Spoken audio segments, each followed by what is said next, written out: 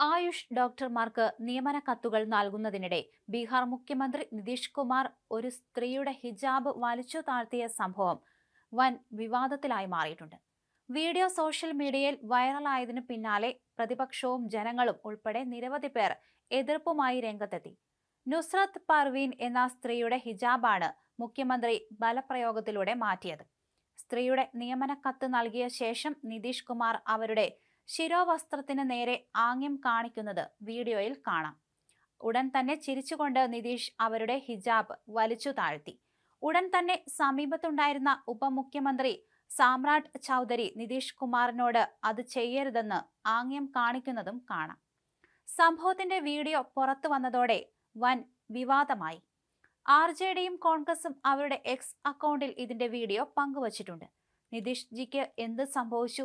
അദ്ദേഹത്തിന്റെ മാനസിക നില പൂർണ്ണമായും തെറ്റിയോ? അതോ അദ്ദേഹം ഇപ്പോൾ 100% സംഖ്യയായി മാറിയോ എന്നാണ് RJD എക്സിൽ കുറിച്ചിരിക്കുന്നത്. എന്ത് നാണക്കേടാണ് ഇത് ബീഹാർ മുഖ്യമന്ത്രി നിതീഷ് കുമാറാണ് ഒരു വനിതാ ഡോക്ടർക്ക് നിയമനക്കത്ത് നൽകുന്നതിനിടെ അവരുടെ ഹിജാബ് വലിച്ചു താഴ്ത്തി.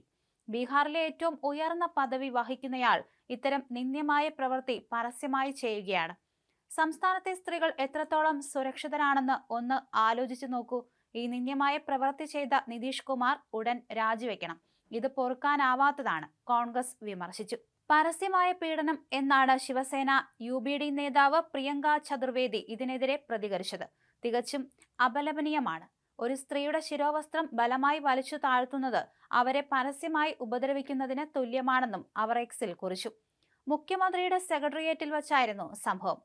1283 ആയുഷ് ഡോക്ടർമാർക്കാണ് ചടങ്ങിൽ നിയമന കത്തുകൾ നൽകിയത്.